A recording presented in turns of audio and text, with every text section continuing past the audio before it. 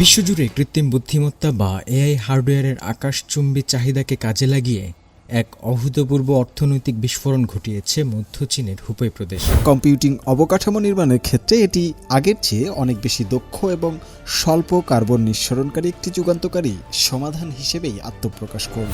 এক অন্ধকার ঘর, সেখানে মানুষের কোনো কোলাহল নেই, নেই কোনো চোখের দেখাও, কেবল জ্বলছে আর নিভছে যন্ত্রপাতির নিয়ন আলো। চীনের হেইলংচ্যাং প্রদেশের তুলো নদীর সংরক্ষিত অঞ্চলে সম্প্রতি শেষ হয়েছে এই পাখিদের প্রজনন মৌসুম। এই ডোরাকাটা ম্যান্টিসরা তাদের পুরো জীবনটাই রঙিন ফুল গাছের মাঝে কাটিয়ে দেয়। বিস্ময়ে মোড়া রহস্যে ঘেরা আমাদের এই পৃথিবী, সীমাহীন মহাশূন্য থেকে মহাসাগরের অতল গহ্বর, প্রকৃতির পরতে পরতে লুকিয়ে আছে জ্ঞানের অফুরন্ত ভাণ্ডার। দূর দূরান্তের মহাবিশ্বের অপার রহস্য, অন্যদিকে অণুজীবের জটিল জগৎ। এই দুই বিপরীত স্রোত বয়ে আনছে বিস্ময়ের ধারাবাহিকতা। আধুনিক বিজ্ঞান প্রতিনিয়ত উন্মোচন করে চলেছে প্রকৃতির সেই অজানা জগৎকে। নতুন আবিষ্কার আর উদ্ভাবনের হাত ধরে আমরা পৌঁছে যাচ্ছি প্রকৃতি আর মহাবিশ্বের বিস্ময় গাথার দোরগোড়ায়। অজানা সেই জগৎ সম্পর্কে জানতে এবং জানাতে আমাদের নিয়মিত আয়োজন বিজ্ঞান ও প্রকৃতি। আপনাদের সঙ্গে আছি আমি হোসনে মোবারক সুজন। দর্শক, শুরুতেই বিজ্ঞান ও প্রযুক্তি।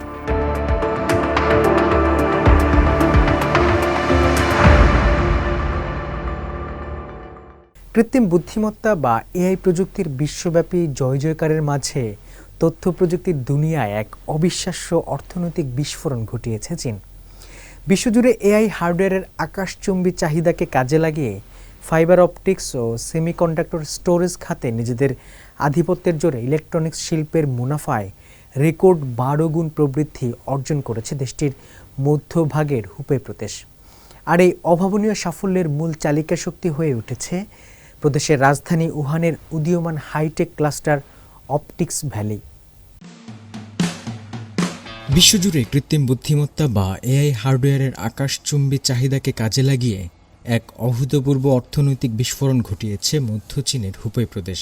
ফাইবার অপটিক্স এবং সেমিকন্ডাক্টর স্টোরেজ খাতে নিজেদের আধিপত্যকে ব্যবহার করে অঞ্চলটি ইলেকট্রনিক্স খাতে গেল বছরের তুলনায় এবার মুনাফায় রেকর্ড 12 গুণ প্রবৃদ্ধি অর্জন করেছে। মহাকাশ গতির তথ্য প্রযুক্তির কেন্দ্রস্থল হুবেই প্রদেশের রাজধানী উহানের উদীয়মান হাইটেক ক্লাস্টার অপটিক্স ভ্যালি বর্তমানে চীনের অপটো ইলেকট্রিক ডিভাইসের বৃহত্তম উৎপাদন ভিত্তি এবং অপটিক্যাল কমিউনিকেশন প্রযুক্তির সবচেয়ে বড় গবেষণা ও উন্নয়ন হাবে পরিণত হয়েছে।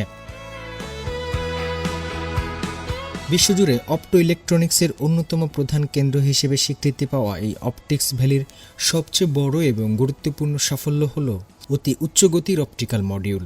এই ভ্যালির অন্যতম শীর্ষস্থানীয় প্রতিষ্ঠান হুয়াকং টেকের গবেষণাগারে বিজ্ঞানীরা এখন দিনরাত এক করে কাজ করছেন এবং দ্রুতগতিতে ডেটা বা তথ্য আদান প্রদান করতে সক্ষম পরবর্তী প্রজন্মের অপটিক্যাল মডিউল তৈরিতে।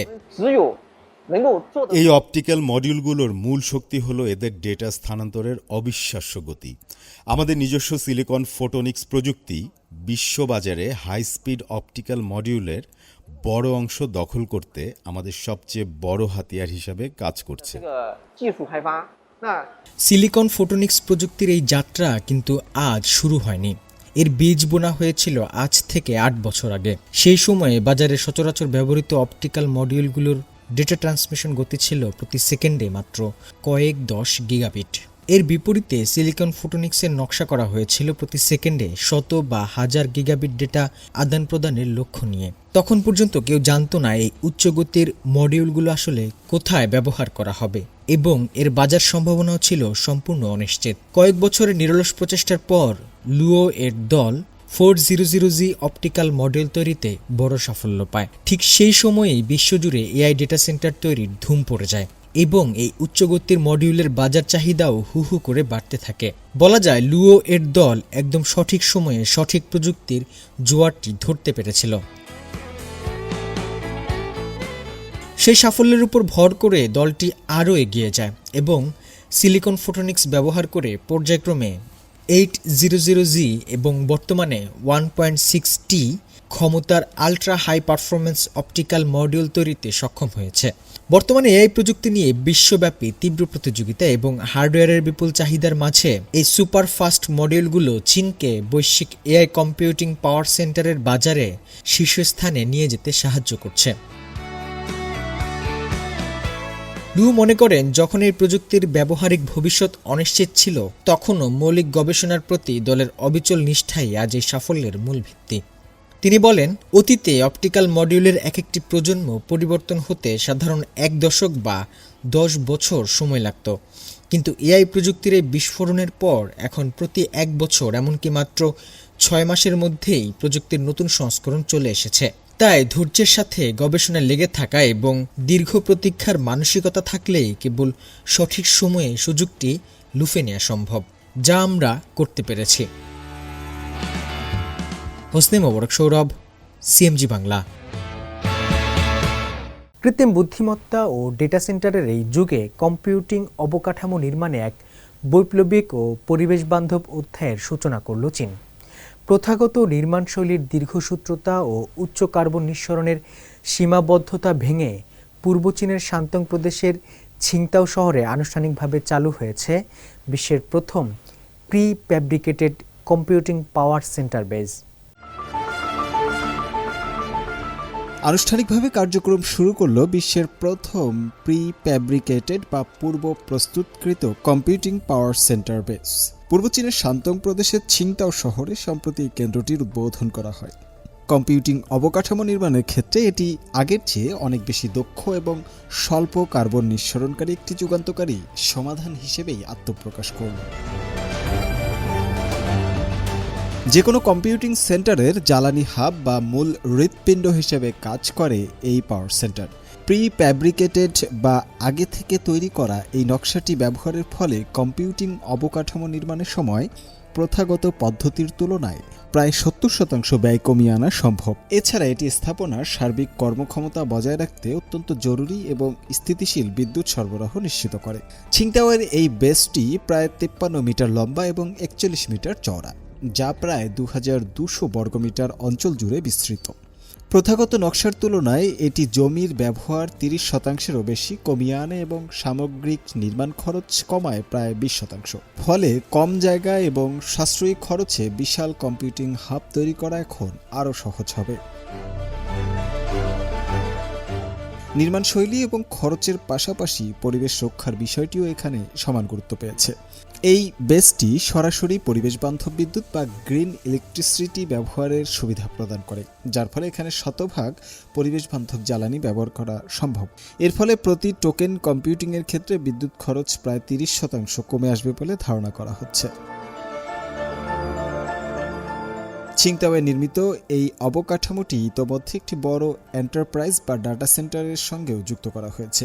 সংশ্লিষ্ট কর্তৃপক্ষ জানিয়েছে, চলতি বছরের দ্বিতীয়ার্ধে এই সফল মডেলটি চীনের জাতীয় পর্যায়ে ডাটা সেন্টার ক্লাস্টার এবং বিভিন্ন আঞ্চলিক কম্পিউটিং হাবগুলোতে ব্যাপকভাবে ছড়িয়ে দেওয়া হবে। স্থিতিশীল, দক্ষ এবং পরিবেশবান্ধব এই প্রি ফ্যাব্রিকেটেড মডেলটি ভবিষ্যতে বিশ্বজুড়ে কম্পিউটিং অবকাঠামো প্রকল্পের জন্য একটি অনুকরণীয় উদাহরণ হয়ে থাকবে। Shubho Anwar, CMG Bangla. Science fiction সিনেমার রূপালী পর্দা থেকে বাস্তবতার রুক্ষ মাটিতে নেমে এলো এক রোমাঞ্চকর বৈজ্ঞানিক বিপ্লব।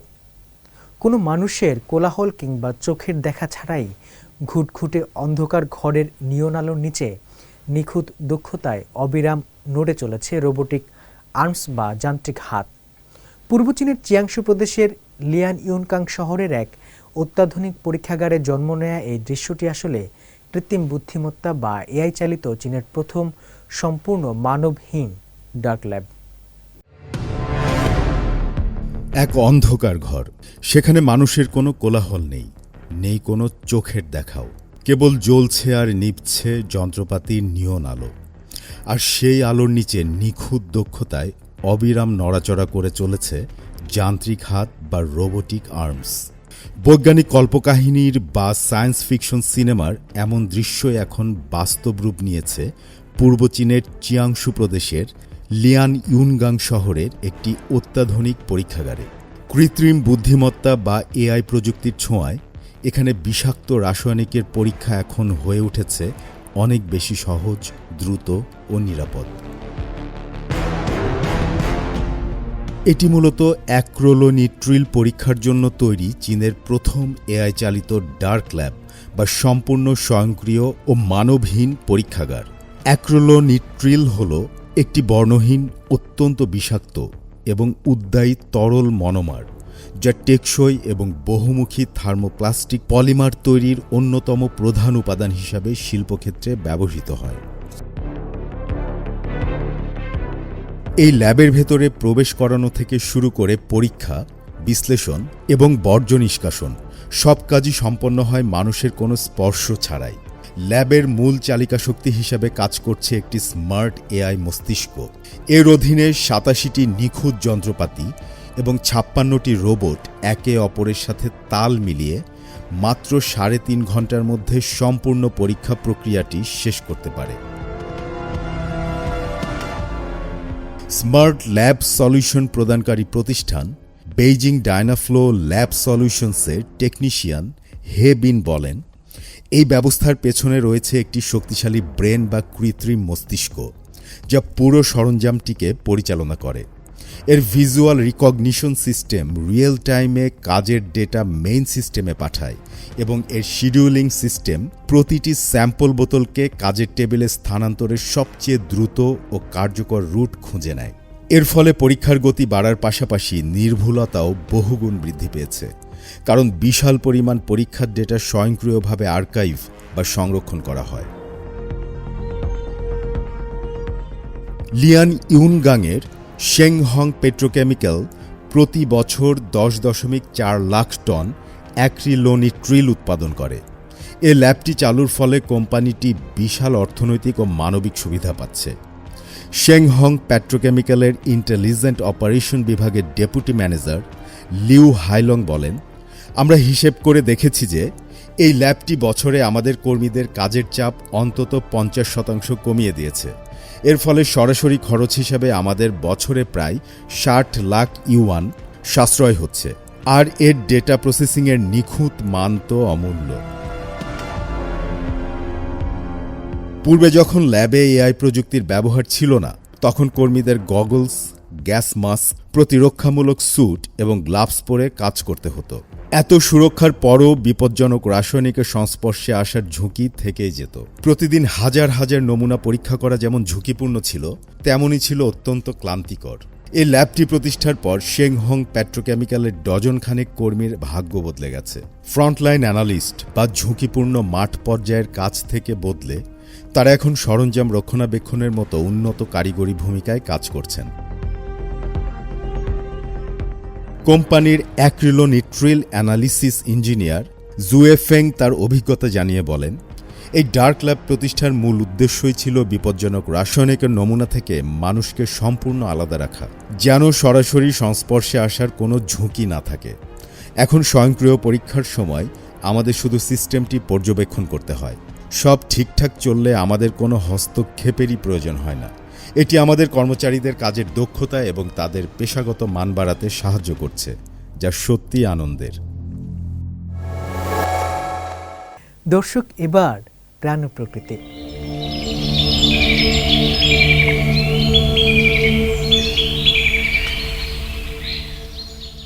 মানুষের তৈরি কৃত্রিম বাসায় ডিম ফুটেছে। সফলভাবে প্রজনন মৌসুম শেষ করেছে একদল ওরিয়েন্টাল হোয়াইট স্ট্রক। চমকপ্রদ এই ঘটনাটি ঘটেছে চীনের হেইলংচ্যাং প্রদেশের তুলু নদীর সংরক্ষিত অঞ্চলে। বিপন্ন ও প্রথম শ্রেণীর রাষ্ট্রীয় সুরক্ষার অধীনে থাকা পরিযায়ী পাখি তারা। তাদের নিরাপদ প্রজনন এখানকার জলাভূমির বাস্তুতন্ত্রে এক নতুন প্রাণের সঞ্চার করেছে। বিস্তারিত চলুন দেখে আসি। সবুজে ঘেরা বিস্তীর্ণ জলাভূমির শান্ত জলরাশি, তার মাঝখানে মানুষের তৈরি কৃত্রিম মেটাল কাঠামোর উপর খড়কুটো দিয়ে পরম যত্নে বোনা হয়েছে অনন্য বাসা। আর এই বাসাকে কেন্দ্র করেই আবর্তিত হয়েছে বিপন্ন প্রজাতির ওরিয়েন্টাল হোয়াইট স্ট্রকের সংসার। চীনের হেইলংচ্যাং প্রদেশের তুলু নদীর সংরক্ষিত অঞ্চলে সম্প্রতি শেষ হয়েছে এই পাখিদের প্রজনন মৌসুম। প্রকৃতির বৈরী আবহাওয়াকে জয় করে জোর বেঁধে লড়াই করছে এই রাজসিক পাখিরা। ধবধবে সাদা শরীর, ডানার প্রান্তের কুচকুচে কালো পালক এবং লম্বা লালচে পা যেন প্রকৃতির এক অপরূপ নিদর্শন। কখনো পরম মমতায় ডিমের পরিচর্যা, আবার কখনো আকাশে মুখ তুলে ঠোঁটের নড়াচড়া ও বিশেষ শব্দে নিজেদের মধ্যে ভাবের আদান প্রদান, সব মিলিয়ে এক অদ্ভুত জীবন স্পন্দনের দেখা মিলেছে এখানে। বিশ্বব্যাপী বিপন্ন এই পরিযায়ী পাখিগুলোকে বলা হয় পরিবেশের পরিচ্ছন্নতার প্রতীক। এদের প্রজনন ও বেঁচে থাকার হার বাড়াতে চীনের স্থানীয় প্রশাসন জলাভূমি জুড়ে 100টিরও বেশি কৃত্রিম বাসা তৈরি করেছে। বর্তমানে ডিম ফুটে বের হওয়া ছানাগুলো ধীরে ধীরে বড় হয়ে উঠছে। ডানায় পালক গজানোর সাথে সাথে তারা বাসা ছাড়ার চূড়ান্ত প্রস্তুতি নেবে।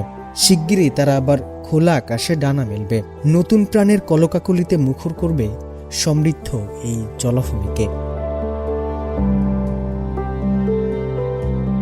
হোসনে মোবারক সৌরভ, সিএমজি বাংলা।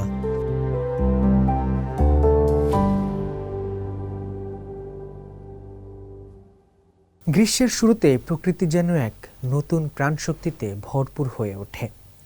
চারদিকে গাছপালা জুড়ে চলে হরেক রঙের ফুল ফোটানোর তীব্র প্রতিযোগিতা। কিন্তু এই চোখ জুড়ানো রঙিন ফুলের সমারোহ কেবলই সৌন্দর্যই ছড়ায় না, এর আড়ালে লুকিয়ে থাকে এক নির্মম বাস্তবতাও। এই সুন্দর ফুলগুলোর মাঝেই ছদ্মবেশে লুকিয়ে আছে কীটপতঙ্গ জগতের অন্যতম চতুর এক শিকারী, যার নাম ব্যান্ডেড ফ্লাওয়ার ম্যান্টিস বা ডোরাকাটা ফুল ফড়িং। ফুলের পাপড়ির সাথে নিজেকে এমনভাবে মিশিয়ে রাখে যে তাকে আলাদা করাই দেয়। সিজিটিনের বিশেষ ডকুমেন্টারি সিরিজ নর্দার্ন কুয়াংতুং উডল্যান্ডের 5ম পর্ব ব্যান্ডেড ফ্লাওয়ার ম্যান্টিসে আমরা দেখব বনের এই অলক্ষিত কোণে লুকিয়ে থাকা এক নিখুঁত শিকারীর গল্প।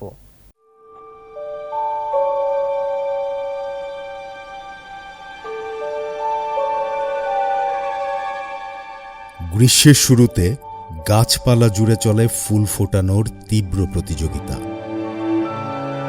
সবুজে ঘেরা এই অরণ্য যেন এক নতুন প্রাণ শক্তিতে ভরপুর।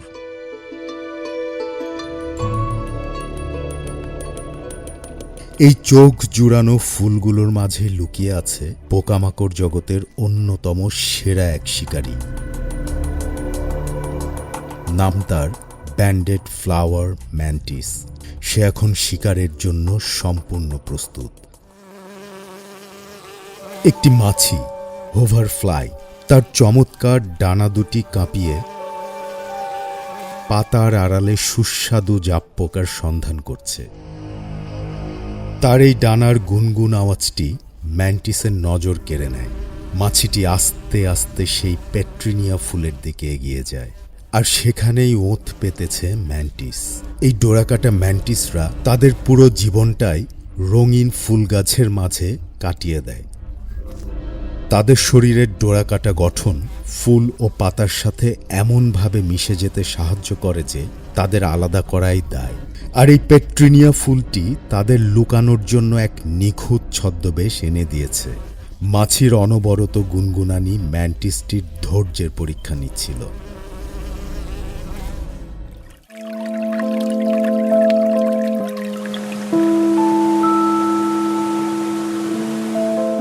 মাছিটি হুট করে তার সিদ্ধান্ত বদলে অন্য একটি গাছের দিকে রওনা দিল। কিন্তু ম্যান্টিসটিও এত সহজে তার শিকার হাতছাড়া করতে রাজি নয়।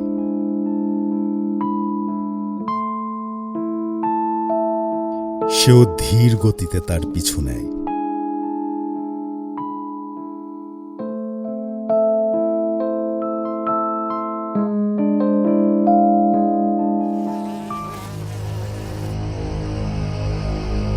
অবশেষে উপযুক্ত সেই মুহূর্তটি চলে আসে। নিশানাটা যে ফসকে গেল। হোভারফ্লাইটির অবিশ্বাস্য ক্ষিপ্রতা আজ নিজের প্রাণ বাঁচিয়ে দিল।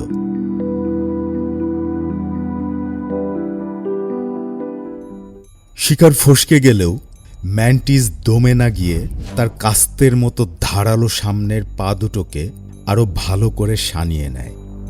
কাছে একটি নর্দার্ন গোল্ডেন অর্ভ উইভার মাকড়সা এই পুরো দৃশ্যটি দেখছিল। ম্যান্টিসটি এবার একটি ট্যাটারিনো অ্যাস্টার ফুলের উপর বসে নতুন সুযোগের অপেক্ষায় থাকে।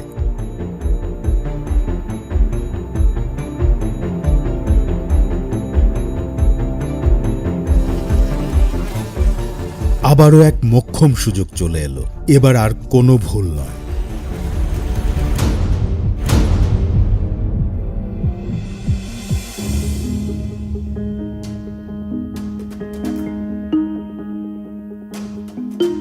ম্যান্টিসটি তার কাঁটাযুক্ত সামনের পা দিয়ে হোভার ফ্লাইটিকে শক্ত করে চেপে ধরে এবং মাছির মাথাটি চিবিয়েই তার ভোজ পর্ব শুরু করে। ভোজটি এতটাই চমৎকার ছিল যে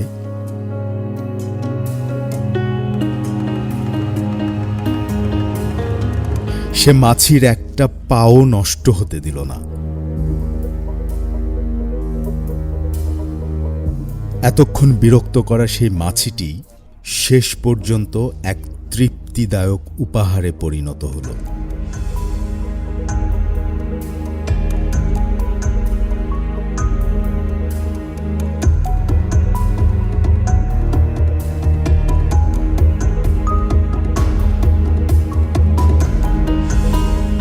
হোভারফ্লাইটির প্রতিটি অংশই সাবার করে ম্যান্টিস, যেন এই পৃথিবীতে ওই মাছির কোনো অস্তিত্বই ছিল না।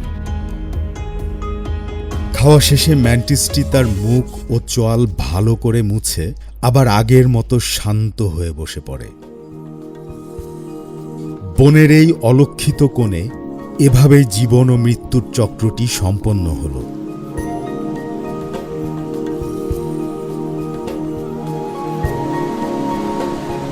এই বিশাল আকাশের নিচে প্রকৃতির বুকে জীবনের গল্পগুলো এভাবেই প্রতিদিন নতুন করে শুরু হয়। দর্শক, সামনে অপেক্ষা করছে আরও বহু বিষয়, আরও না বলা কথা। আজকের মতো এটুকুই। আবারও ফিরে আসব আগামী সপ্তাহে প্রাণ, প্রকৃতি আর বিজ্ঞানের নতুন আলো নিয়ে। সে পর্যন্ত সুস্থ থাকুন, ভালো থাকুন, ভালোবাসুন বিজ্ঞানকে, সঙ্গে থাকুন প্রকৃতির। ধন্যবাদ।